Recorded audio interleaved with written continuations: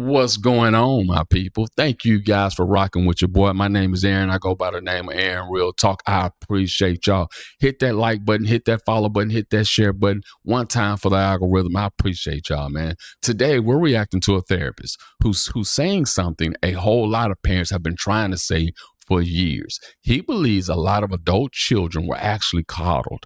And the moment they hear something that they don't like, they call it trauma. Then he says something even more controversial. He says people with real trauma usually aren't posting about it all over social media. Now, I agree with some of this, but I also think there's a part that's missing. Let's watch this clip and then we're going to talk about it, y'all. Okay, I want to talk to the parents out there whose kids decided to cut them off. I'm not talking about the parents who really kind of messed up. All right, you guys know you know what you need to do. You have to go apologize. All right, it's just what you have to do.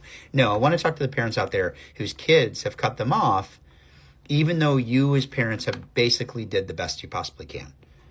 Okay, that's where the growing epidemic is happening. It's not happening with like serious abuse. Here's the thing. Trauma is an overused word. Abuse is by far an overused word. I think we created a culture where discomfort gets confused with damage. Someone tells you no. Someone sets a boundary. Someone holds you accountable. That doesn't automatically make them toxic. I think that's a big problem you see in the no contact, the issues with the parents and adult children. And what you want to stop doing as a parent is buying into the language that your coddled, unappreciative, spoiled little kid is using against you during Thanksgiving or Christmas on why they continue to cut you off as if you did something wrong. Stop buying into their language of being abusive or oppressive when really you were just basically being a very good parent. Comb your hair, brush your teeth. Hey, Billy, why don't you go to the gym? Because you look kind of big. Okay. Here's the thing. Most people who are under 30, anytime you challenge them, they immediately see it as, oh my gosh, my mom is abusing me. She's not abusing you. Okay. That's actually a sign that you're overly coddled. Do you actually want to know, for example, whether or not you have been traumatized? Are you ready for this? Do you know why I know most of you have not been traumatized? Because you talk about it all the time. Do you know what trauma does to the human brain? It shuts down the Broca's area. Do you know what the Broca's area is? It's the verbal processing part of your brain. So guess what happens when you actually have trauma? You don't talk about it on TikTok and you don't talk about it on Instagram. In fact, most people who have actually had, that I've actually had in my office, okay, who've actually been traumatized, I have to convince them that they have been traumatized. And the second thing is, they don't even know how to talk about it. Okay, so that just basically gets rid of about 95% of you who talk so much about how traumatized you are. Bullshit. You weren't traumatized. It's called stress. It's called having a relationship with somebody that's trying to raise your ass when you're being a jerk, okay? Listen, parents, hear me out. Ooh, this is exactly why I keep telling parents, being upset with your parents is normal. Right? That's normal. Having conflict with your parents is normal. Being told something you don't like is normal. None of those things automatically equal abuse. When I read the comments under my videos, I notice something. Many adult children describe moments that hurt their feelings, but hurting your feelings isn't always trauma.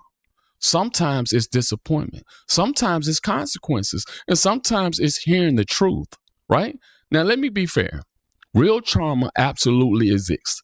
There are parents who were abusive. There are parents who were neglectful. There are parents who should be cut off. I'm never talking about those parents. They're not my audience. I'm talking about the good parents who made mistakes, apologized, sacrificed, loved their kids, and still got labeled as toxic because they finally said no. Right? Those are the parents I'm talking about. Now, when he says people with real trauma don't talk about it on social media, I wouldn't go that far. Some survivors do tell their stories because it helps them heal and it helps other people.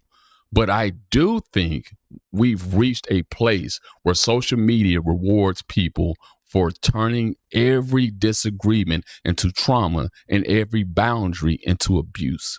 That's dangerous because when every experience gets labeled trauma, real trauma loses its meaning, right? That's the biggest thing to me. This is why I say something that gets me in trouble. And y'all know me, I'm going to run my damn mouth. Good parents do get cut off too. I don't give a damn what social media tell you. I don't give a damn what they tell you. Good ass parents do get cut off too.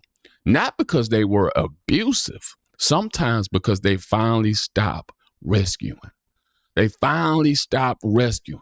Sometimes because they set boundaries. Sometimes because they refuse to keep funding a grown ass adult lifestyle. That's not trauma. That's adulthood. That's adulthood, guys. Let me ask y'all a question. Do you think we started confusing accountability with trauma? Or do you think this therapist got it wrong? Let me know in the comments, man. I want you guys to really let me know what you guys think about this therapist. I felt what he was saying. I really, truly did, man. And like I said, once again, man, I appreciate you guys for rocking with me. I appreciate you guys for all the love that you've been showing me, man. Thank you so much. Like I say, please like, follow, share one time for the algorithm, man. I appreciate you guys. And once again, I'll see you next time.